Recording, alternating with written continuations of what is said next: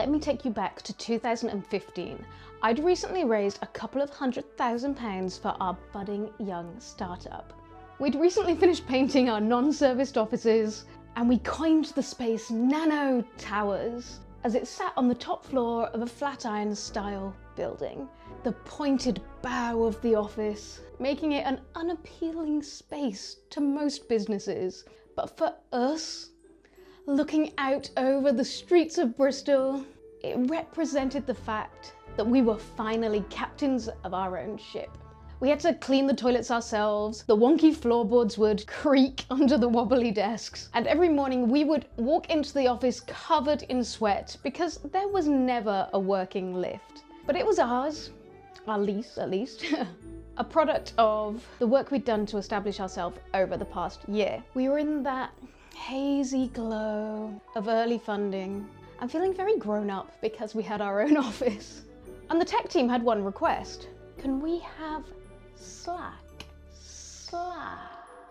Meanwhile, thousands and thousands of miles away, in an office in San Francisco, a slightly more advanced startup team was celebrating landing yet another major investment. Hundreds of millions to help them with world domination. Now in 2025, Slack is a major startup success story that is currently estimated to be growing at least 17% year-on-year growth. And yet my Pavlovian response to anyone saying, "Shall we use Slack?"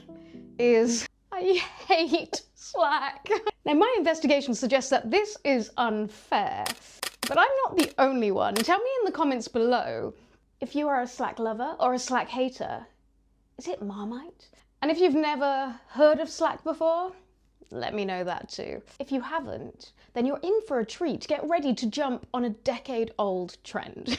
In this video, I will tell you why I have such a terrible response to the mere mention of the word Slack, what we can learn from Slack's startup journey, and how we can better use it as a tool in organizations to ensure that it works well for everyone. So let's start with the Slack pitch, or at least how I imagine it may have been in 2012. You know, when you're working on a project, maybe you want some help solving a problem, a link to an article that was mentioned, or maybe you just need to let them know that there is cake in the kitchen. Maybe you can open your emails, drop them a note, and they get hightailed by all those other emails in your inbox sent there to distract you. You could text someone, but then that opens the doors to your personal channels. And no one wants a note from their partner popping up when they're in the middle of walking their colleague through a website refresh. Perhaps you are even still based in an office right now. Don't just want to yell across a room full of people who are focused on their work.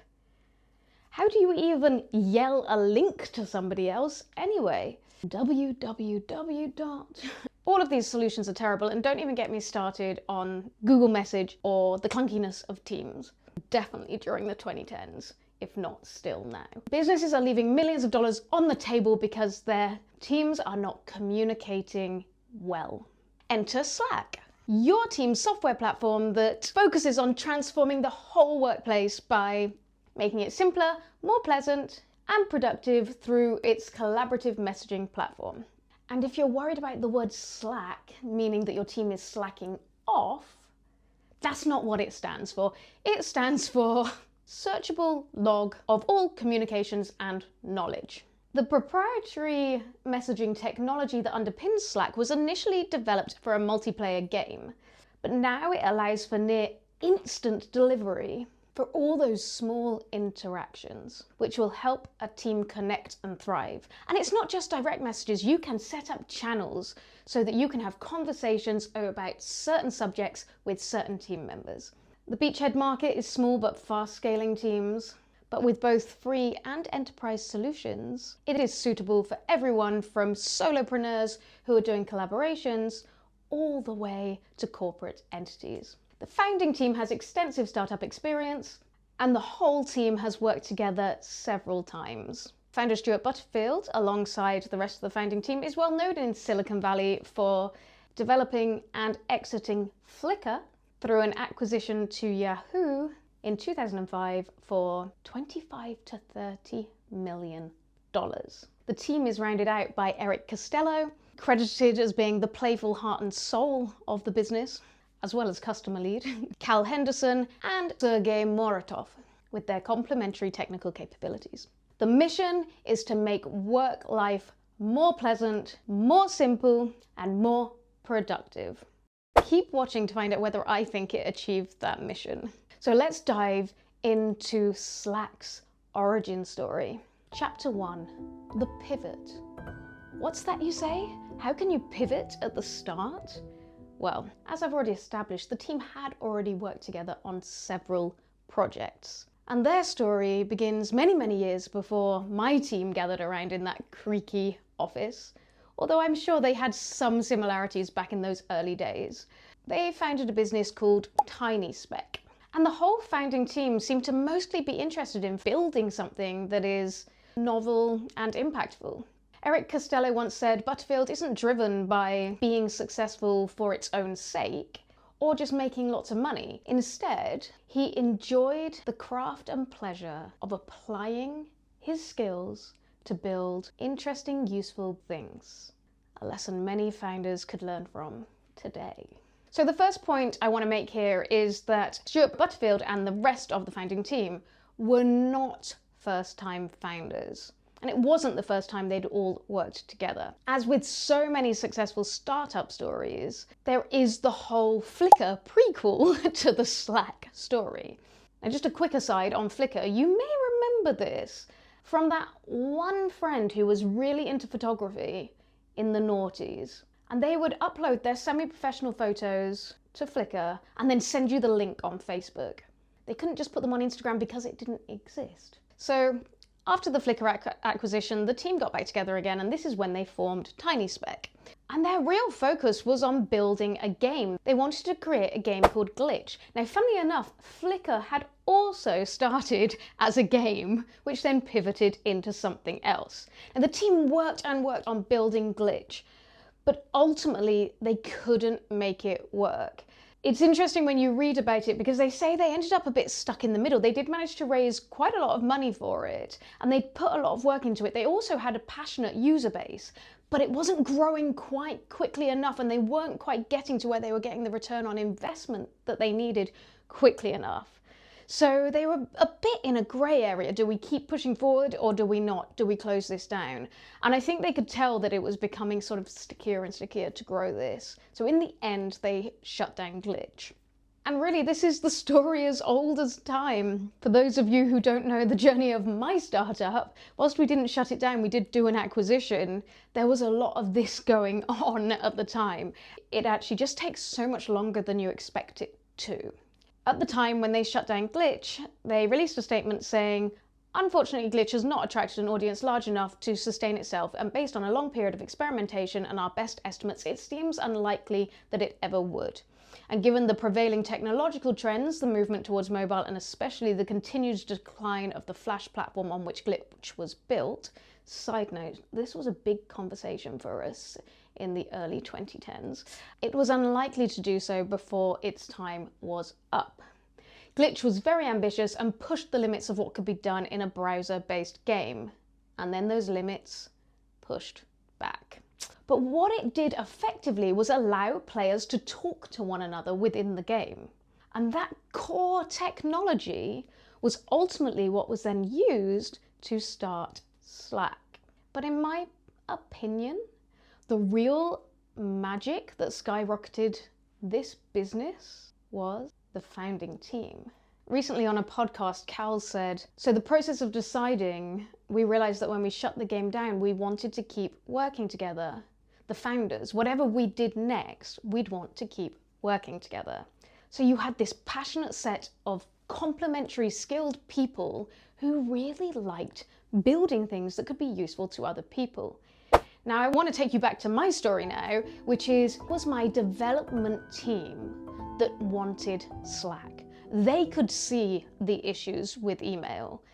They could see that they needed something to do these quick communications as a development team.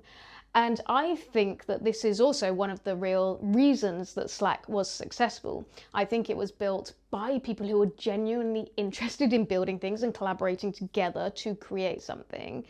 and it was essentially for developers by developers. Slack was, and even now if you go onto the Slack blog, they're still creating content that's about like, how do you build businesses? What have you learnt along the way? And something that gives away that this is what was going on for Slack when they were building is Stuart Butterfield says that what he does when he's trying to create ideas is he actually logs his frustrations around everyday tasks. So because this team had been a tech team, they tried building a game, didn't quite work. They built Flickr. That was a success to some extent. They tried building another game. That didn't quite work. They then are working together as a team. They're building all these frustrations as working together as a team. And as it turns out, those were the same frustrations that my tech team were having. They wanted Slack so that they could solve those problems. The Slack founding team understood that market because they'd been through it themselves. Now, of course, we know that in good business, we also test that other people are having those challenges, and I'm sure Slack did that too. They were, of course, embedded into the Silicon Valley ecosystem by this point.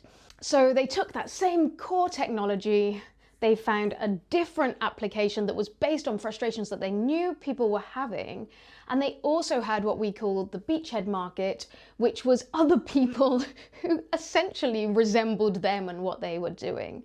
And in my experience, this is how Slack took off. It was all the developers, all the gamers, they knew about Slack sooner than anybody else because they were tapped into that environment. And they were the ones that pushed the usage. So the next part of Slack's origin story was, of course, you don't just need a useful thing, you don't just need a great team. You need the fuel to actually grow that team. And whilst some businesses are able to grow organically and just through income through customers, that wasn't really the era we were in 2015. And in fact, even when Slack got to IPO and went public, they still weren't profitable. So investment was absolutely necessary.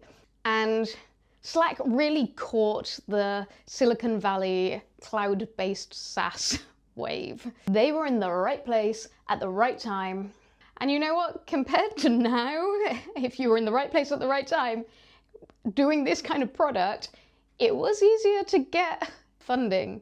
I have many companies come to me now and they're like, what about all of these companies that get money before they've even got customers and they haven't got revenue yet, or they haven't got a certain amount of traction?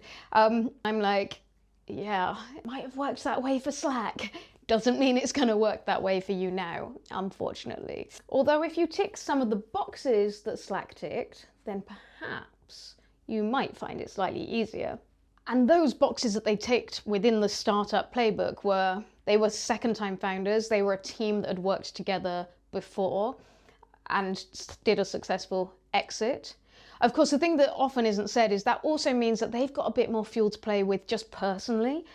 They would have made money from that original acquisition. Already had investor networks. Reid Hoffman and Esther Dyson had actually invested in Flickr way back, and they made significant money in a short time period for that Flickr investment, which of course then means that they're going to trust this team when they come around with their new idea. The idea of creating something for an industry that they really deeply understood also means that they were able to get traction and they really understood the needs of that market. They also caught the wave at the right time. But I think the other thing to say is their pivots also show that they do understand both the technical and the commercial side of business. And so all of that's going to go down really well with investors, especially if you've already got those investor networks to introduce yourself to. So it was no surprise that TinySpec was able to attract investment. Even in the glitch era, they raised approximately 27 million. And that, of course, had enabled some of that core technology development. So I did manage to get my hands on Slack's pitch book details. For those of you who don't know, pitch book has like basically every single detail that's not behind closed doors, not under lock and key about every company. The interesting things I found here was the number of patents that Slack has. 142 patents with 7 pending. And for a software company, that sounds like a lot. Oddly, one of them was in the musical instrument category. Anyway, I digress. Some of the patents include a system and method for instant messaging using an email protocol, for example. Okay, I've got to where I wanted to. This is the investment information. They did a seed round for 1 million in January 2009. I know any of those businesses that I know out there, and you're like, what do you mean they did a seed round of 1 million? And I think it was probably kind of pre-seed because this is right when the business was starting up. But then they did subsequent rounds, 25 million in 2014, 74 million in 2014. These are in pounds because this is a British pitch book. They did a later stage, so 2015, they did both a 4.39 million in March. So they needed 5 million in March, but in April of 2015, they then brought in 107 million in investment. This kept going. They had rounds of 140 million, 190 million, 330 million pounds. And all the way up to the IPO, in total, they did 887 million in investment. Very interestingly, the IPO took place in 2019. And at this point, they were valued at 2.43 billion. They were then acquired by Salesforce in 2021. Their valuation was 19.56 billion. They were not profitable when they were valued at 2.43 billion in 2019. Why that increase in valuation between 2019 and 2021? Well, of course, the pandemic happened. So internal comms definitely became more attractive over that period of time.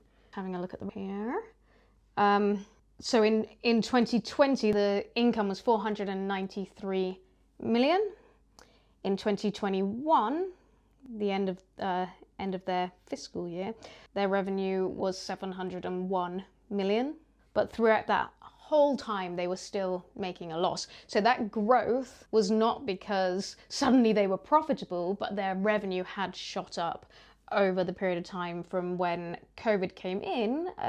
Their fiscal year is end of January. So actually we hadn't had lockdowns or anything at that point. They were generating nearly 500,000, and then by a year later, so that was that like heavy lockdowns over 2020 and the beginning of 2021, that's when they generated 200 million more.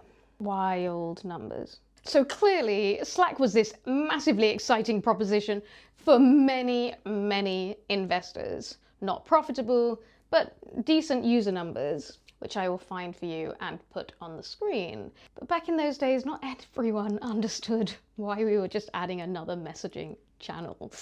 I had a chance to buy 20% of Slack for nothing, and I passed. I didn't get it. I still don't. I mean, what is it? Is it email? Is it a chat room? And guess what?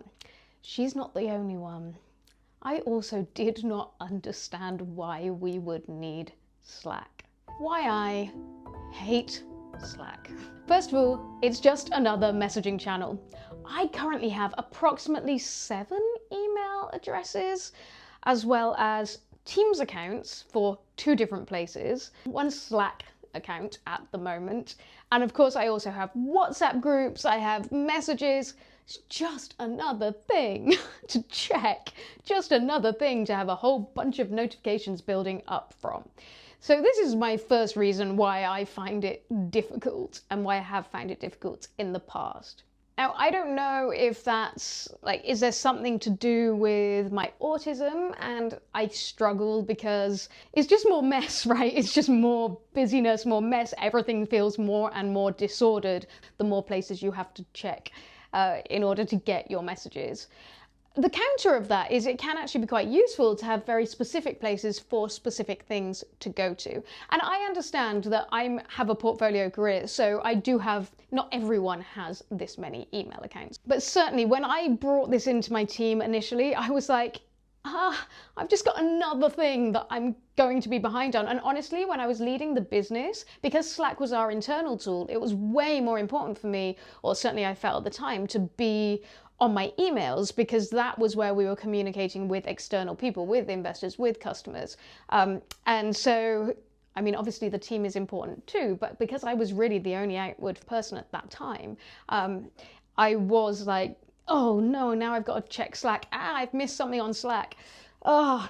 And it has been shown to impact sleep and overwhelm for people in the workplace, just for the same reasons that all of these different messaging channels have. Many people fault Slack's user interface and channel structure, and it's definitely something I also find quite difficult. Several channels that you don't really know how you're meant to interact with them, when they got set up, who set them up, what were they set up for. I know that this is all to do with kind of bad usage perhaps, but we will come on to that later. And so there is a significant learning curve, and I just didn't feel like I had the time to invest in going through this learning journey with yet another platform. And interestingly, even though the name of Slack comes from it being searchable, and the idea is that it's meant to be a really, really easy place to find the information that you've shared with your team, I actually find it really quite difficult to find information.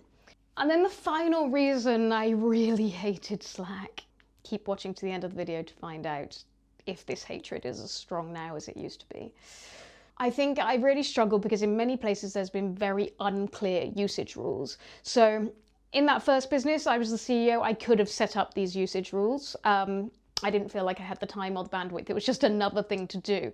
I really struggled because you'd be getting all of this stuff coming through on Slack, and I didn't know if, for example, I gave a thumbs up on something, do people then think, oh, as a CEO, like I'm giving some kind of instruction for people to do that or something else? So I definitely struggled with being like, hang on a second, you've got all this stuff, I'm getting bombarded with a load of new information, but I don't really know how you want to use this right now, and I don't really know what you're reading from how I'm using this right now, and I don't have time to come along and set up a whole bunch of usage rules for this new platform.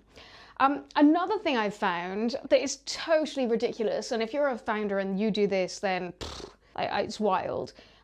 I have had people come to me and when they're on other teams and like they've got in trouble because they haven't replied to Slack messages within 15 minutes. Now, if that's what you've established with your team and there's very specific reasons for doing that, great, fine, whatever. But if your team is a team that has to run workshops, if they have to do meetings, they have to take a lunch break, like are they going to immediately be able to get back to you within 15 minutes to every single Slack message that you send? No. And so I think this idea that it's basically like a phone call and you're going to be there to respond immediately is kind of a crazy idea. Why don't we? Mind blown. But how about we use phone calls if it's something that's really, really urgent and we need to level it up. And I think this is the crux of the point why I find it difficult with Slack, because sometimes the notification that pops up is somebody sending a silly GIF about something to make the team laugh. And guess what? When you're a CEO, that can be a bit frustrating sometimes, even though I understand that there is value in the team cohesion part of some of that. But at the same time, if somebody's expecting a very, very quick response from Slack, it's also this thing that like is urgent, emergency, whatever. So it's very, very difficult because there's this like very different levels of urgency that are built into this platform.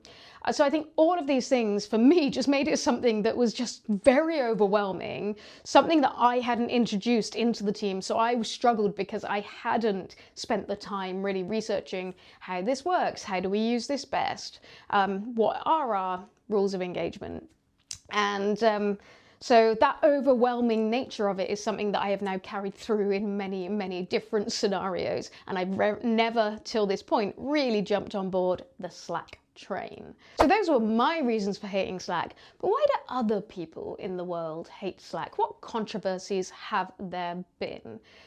Most recently, the controversies have been around AI and data. There was a clause that somebody dug out in the AI training policy that said, to develop AI/ML models, our systems analyze customer data, e.g. messages, content, and files submitted to Slack, as well as other information, including usage information, as defined in our privacy policy and in your customer agreement.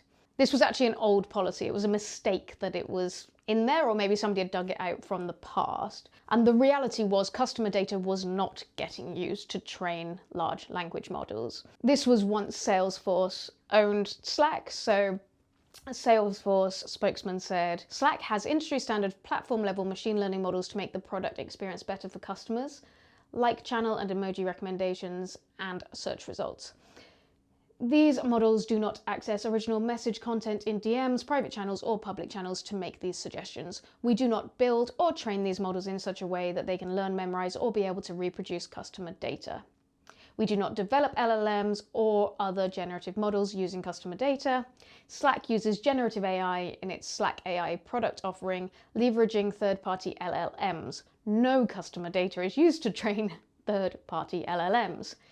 Slack AI uses off-the-shelf LLMs where the models don't retain customer data. Additionally, because Slack AI hosts these models on its own AWS infrastructure, customer data never leaves Slack's trust boundary, and the providers of the LLM never have any access to the customer data. So we're very clear, LLMs do not have access to any Slack customer data, just in case you didn't get that from those other messages. There's something else that people have not liked about Slack is also that it doesn't offer end-to-end encryption, which is something you'll see WhatsApp telling you all the time, that it offers end-to-end encryption, especially because remember that time when everyone thought WhatsApp was reading all their stuff, and we don't really trust Facebook anyway, but that's a whole other video, Meta, and everyone moved to Signal. So as soon as everyone saw, oh, Slack doesn't offer end-to-end encryption on its messages, then people didn't like that either, because it means messages could get intercepted by hackers. Slack does have options to mitigate that risk, including bring your own key functionality, which gives enterprises enhanced control over their data encryption. What's interesting there is that's something that is very much for those enterprise customers. So you can see Slack has moved on from those days when it was for those little founding teams in their creaky offices. Hi, Editing Becky here. One thing that I need to add is that one of the biggest issues with Slack, just like with so many software tools, and especially those with AI integrated and chatbots, is the environmental impact, which of course is going up and up and up. I think we're going to move to a future where we start to see more and more of the data on how much environmental impact each Slack message sends or each kind of AI request sends. You'll remember this was a thing previously with regard to emails, and I think it really needs to come back because this is where the biggest issues are now. I also wanted to mention that for many people, there's a real addictive quality to any kind of messaging service. So emails, social media messages, and of course, Slack. So the notifications kind of doing this dopamine hit. This is not something I experience at all. Like, I get no joy whatsoever from, well, I don't have any notifications on anyway, but I really don't feel that dopamine hit. I just feel drained when I see messages and when I feel like I've missed messages in all sorts of different places. But I know for some people that also can add to some of the issues with this platform and other platforms because they're not switching off and they're continuing to use these things, say, well into the evening, and then not sleeping properly, not switching off or winding down at all. So I've talked about the founding team already, and I tried to look for kind of controversies around the founding team, and I really cannot find anything. So of course there might be little bits and pieces here and there, but the fact that this team worked together on multiple startups in a row also shows that like they've got to be pretty decent people, because it's hard to work with co-founders. So overall, I'd say that kind of there are actually very few controversies, and there's a lot of kind of mitigations and responses if there is any kind of controversy. Now, as I've already mentioned, Slack was acquired in 2021 by Salesforce, and whilst today I'm not going to go into a deep dive around Salesforce, again, as corporates go, Salesforce actually has a pretty good recommendation. The other thing to say about Slack is its Glassdoor rating is 4 out of 5, so that's pretty good as well. And 70% of people say that they would recommend working at Slack to a friend. That's based on over 1,000 reviews. It has gone down slightly since they were acquired. And I guess that's to be expected. Cultures do shift and change. So if I was looking for a decent billionaire, then I might put Stuart Butterfield on that list. So actually, as a business, Slack's a pretty good business. If we're going to support a messaging service, then I think it probably ranks quite highly, especially alongside the other companies that are providing this kind of thing. So I had a bunch of issues with it, but could we make that better? What would I do if I was using Slack now? And the truth is, a bad workman always blames their tools. I've already admitted that back in those days, I did not look at how this works. I didn't learn Slack before I started using it. I didn't set clear objectives about what we were using it for, what the different channels were for, and I didn't really work with the team to train them how to implement this properly in the business either. So that's what I would do now if I was going to introduce it and use it well. I would be clear about the objectives, both internally but also externally. I have friends who've always used Slack very effectively, both internally and externally. I would give good training, and that would include training myself on the updated functionality. There are so many integrations now, there is AI. How can we best use this to make our lives easier, to automate things, and to get that productive, enjoyable communication across teams? And on the data side, I'd also make sure that I gave really good training to my employees on best practices around safeguarding confidential information, which of course we have to do with anything, especially with all the AI tools out there right now. I would also put in place robust access controls, which again is going to come in line with what are the original objectives, who needs to know what, which channels are for whom, etc., etc. And we would be very clear about the usage rules. Slack actually has a little section on every single channel about what is this channel used for, but many people don't use that section. That is a helpful section. Make sure you fill that out if you're using Slack, because there's nothing that frustrates me more, and I have this right now, where there is an automated channel and you've got all this information coming through and you keep getting notifications from it. Of course I snooze them, but I don't know what I'm meant to be doing with this information. And I've just realized, as it turns out, that some of that information is coming from information I'm putting into a different system within our organization. But nobody told me that that was then going to be shared across like every other person in this organization. That type of usage is what we can put right by being clear about what these channels are used for and just being very transparent across the team where their information is flowing. So what's next for Slack? They're currently focused on combining two things, AI and integrations. They have something called Agent Force, which sounds like something from the Avengers. Agent Force, unite! That's all about custom AI agents. And they've got lots of different things in play that are going to keep them up to speed with other communications platforms. They're working on even deeper integration with Salesforce, which further indicates their focus on combining forces with the parent company and really wanting to be a dominant force across the enterprise landscape, if they're not already.